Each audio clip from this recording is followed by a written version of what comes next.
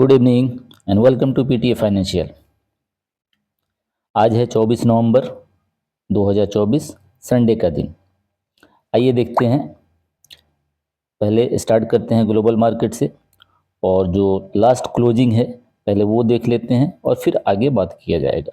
जो last closing है Nifty का वो हमारा 550 पॉइंट ऊपर क्लोज हुआ है, जो कि एक हेल्दी क्लोजिंग है। फिर बैंक निफ्टी देखें, ये भी आपका जो मैं 51,000 से लेके 51,200 का एक रेसिस्टेंस बता रहा था कई दिनों से, उसके बीच में आके क्लोज हुआ है, यानी कि हर फील्ड पे अच्छा ये दिया। अभी फिलहाल देखते हैं कि ग्लोबल माहौल क्या चलता है। तो ग्लोबल माहौल के लिए देखते हैं यहाँ पे गिफ्ट निफ्टी 24,042 पे बंद हुआ है, क्योंकि आज संडे है तो बंद है। तो उसका अगर निफ्टी की कंपेयर में करें तो निफ्टी हमारा बंद हुआ है 23,907 पे, और गिफ्ट निफ्टी कहाँ पे है अभी दिख रहा है 24,042, यानी लगभग 130 पॉइंट के प्लस में है। वहीं पे अगर डॉ जोन्स देख रहे हैं, फिटसी देख रहे हैं, डीएक्स देख रहे हैं या नेस्डेक देख रहे हैं, ये सारे अच्छे ग्रीन में दिख रहे हैं, अच्छे ग्रीन में दिख रहे हैं। ऐसा लग रहा है कि हाँ मार्केट यहाँ से बाउंस बैक करेगा। लेकिन लेवल पे देखेंगे कि लेवल पे निफ्टी का लेवल क्या कह रहा है, वहाँ पे हम लोग देखेंगे कि हाँ किस लेवल पे रहेगा, तो वहाँ से हम लोग एक लेकिन अच्छा बुलिश कहेंगे या अपना स्टांस चेंज करेंगे। लेकिन अच्छी क्लोजिंग हुई है और ग्लोबल में भी अच्छा दिख रहा है। लास्ट डे का अगर हम लोग देखें तो अगर एडवांस डिक्लाइन रेशियो देखें तो स्टार्टिंग से ही बुल क्या थे, हावी थे, और ये पूरे दिन कंटिन्यू रहा और मार्केट में ज़बरदस्त हरियाली थी।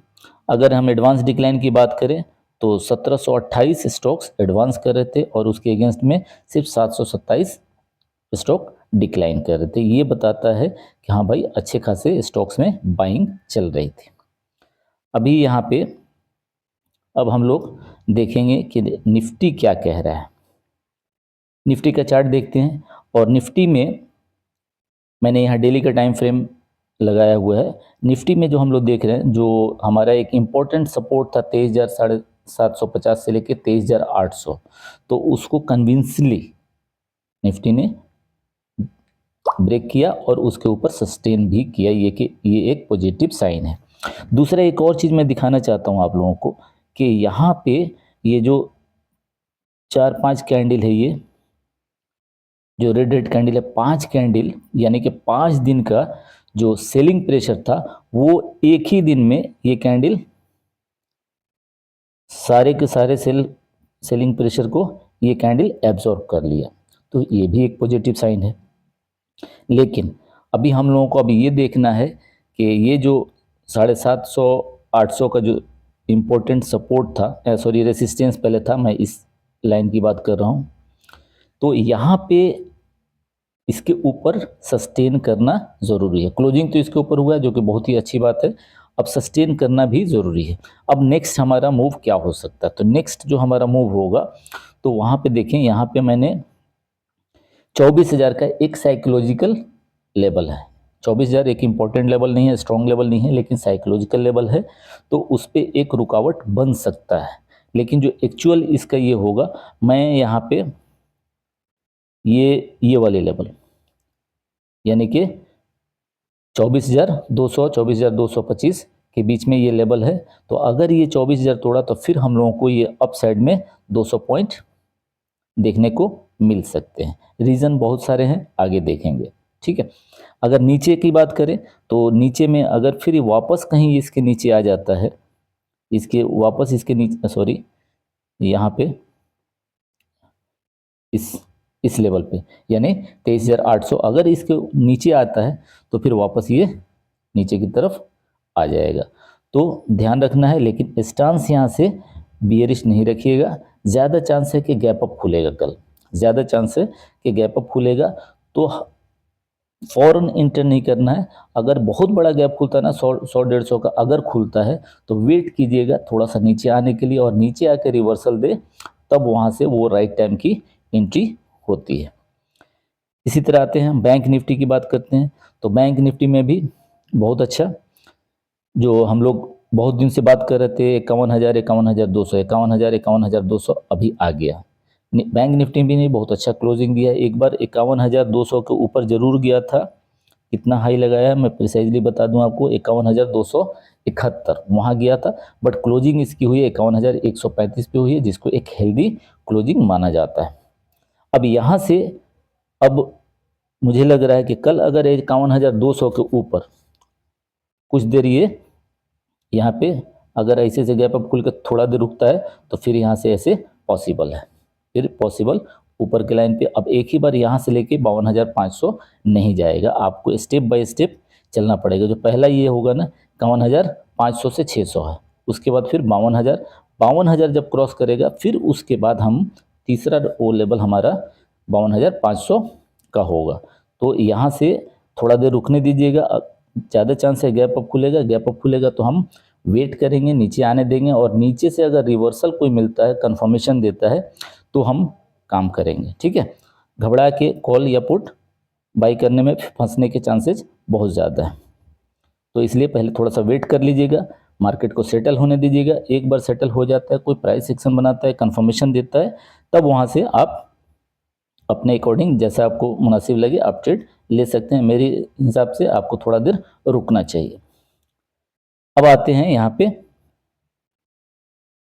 कि FIIDA की क्या एक्टिविटी है। तो FIIDA की एक्टिविटी है कि FI फिर भी अभी सेल ही किया है, नेट सेल की मैं बात कर रहा हूँ। ऐसे बाई बहुत किया ऑप्शन में, स्टॉक ऑप्शन में, इंडेक्स फ्यूचर में बाई अच्छा खासा किया, बट फिर भी जो नेट सेलर हैं तो FI अभी भी 1278.37 करोड़ का सेल ही किया है। वहीं उसके अगेंस्ट में 1722.15 करोड़ की बाई किया है। FII की सेलिंग की बात करें तो 27 सितंबर से फ्राइडे तक, 27 सितंबर से फ्राइडे तक जो इनका सेल हुआ है ना, ये देख लीजिए सर, 1,66,394 करोड़, 1,66,394 करोड़ बहुत बड़ा अमाउंट होता है। वो तो भला हो DI का कि हम लोग SIP हम लोग लगा रहे हैं और वो उनकी मजबूरी है कि हाँ मार्केट में पैसा डालना ही डालना है। कल की बात करें तो निफ्टी 50 के आउट ऑफ 50 स्टॉक्स में सिर्फ एक स्टॉक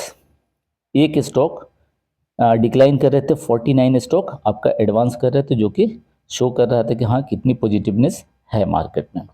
और 23,800 के ऊपर क्लोज किया, 51,000 के ऊपर क्लोज किया, ये एक अच्छा साइन माना जाता है। अब आते हैं कुछ स्टॉक अपडेट पे। जोमेटो को जैसे सेंसेक्स निफ्टी होता है ना, बैंक निफ्टी होता है, तो सेंसेक्स 30 में जोमेटो को एक ऐसी न्यूज आ रही है कि उसको इन किया जा रहा है और उसके जगह जो रिप्लेस कर रहा है जोमेटो, वो JSW स्टील बाहर होने वाला है। तो जोमेटो के लिए प्लस पॉजिटिव न्यूज और JSW स्टील के लिए ये नेगेटिव न्यूज होने वाला है।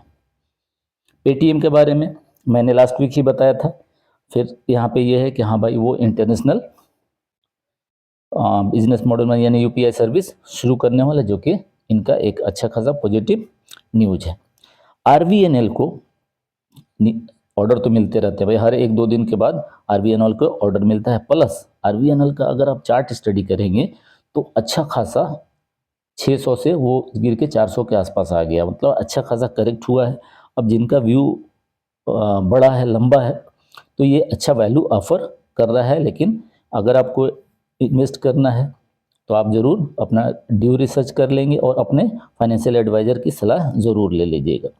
डिक्सन टेक्नोलॉजी, अब इसमें क्या हुआ है कि डिक्सन टेक्नोलॉजी में इंडियन गवर्नमेंट $5 बिलियन का, मतलब सिर्फ डिक्सन में नहीं, जो भी ये कंप्यूटर या लैपटॉप एसेसरीज बनाते हैं, जैसे अंबर इंटरप्राइजेज हो गया, सिरमा GS, इसको मैंने दीपावली में ये स्टॉक को पिक किया था, अगर नहीं है तो देख लीजिएगा, मुहूर्त ट्रेडिंग वाला। तो ये सब स्टॉक्स, ये सारे कंपनी क्या बनाते हैं, लैपटॉप, उसकी एसेसरीज, ये सब बनाते हैं। तो उसमें गवर्नमेंट ने अच्छा खासा अमाउंट एलोकेट करने की बात कही है। ठीक है, फिर पराज इंडस्ट्रीज, इसमें एक न्यूज है कि 400 करोड़ का, यानी कि लगभग 123 एकड़ लैंड, ये कर्नाटका में लैंड में इन्वेस्ट करने जा रही है। जो क्या करेंगे, जिसमें एडवांस मैन्युफैक्चरिंग फैसिलिटी बनाने के लिए वो ऐसा एक डील साइन हुआ है, जिसमें से क्या होगा, वो बोले हैं कि बाई 2030 तक वो लगभग 2000 से 2500 करोड़ तक का ये रेवेन्यू उससे जनरेट करेंगे। अब यहाँ पे ये लगा कितना रहे हैं, सिर्फ 400 करोड़, और इनकी जो रिटर्न की उम्मीद कितनी है, 4 टाइम्स 5 टाइम्स 5 टाइम्स 6 टाइम्स है। तो ये सब बिजनेस का पार्ट है। शॉर्ट टर्म में कुछ भी नहीं मिलता है, कहीं भी नहीं मिलता है, और स्टॉक मार्केट में भी नहीं मिलता है। जैसे कि आजकल हम लोग की मेंटेलिटी क्या हो गई कि बस ओवरनाइट हमको एकदम करोड़पति बनना है, स्टॉक मार्केट में ऐसा काम नहीं होता है, बिजनेस में भी ऐसा काम नहीं होता है। तो ये है हमारा कुछ आज के लिए, और मैं भी आज 1 घंटा बाद या 2 घंटा बाद एक और वीडियो मैं पोस्ट करने वाला हूँ, जिसमें टेक्निक 4-5 स्टॉक्स वो फंडा टेक होंगे, जिसका फंडामेंटल भी अच्छा होंगे और अच्छे लेवल पे मिलेंगे, उसका मैं स्टडी करने वाला हूँ। देखिएगा, पसंद आएगा। तब तक के लिए गुड नाइट, टेक केयर।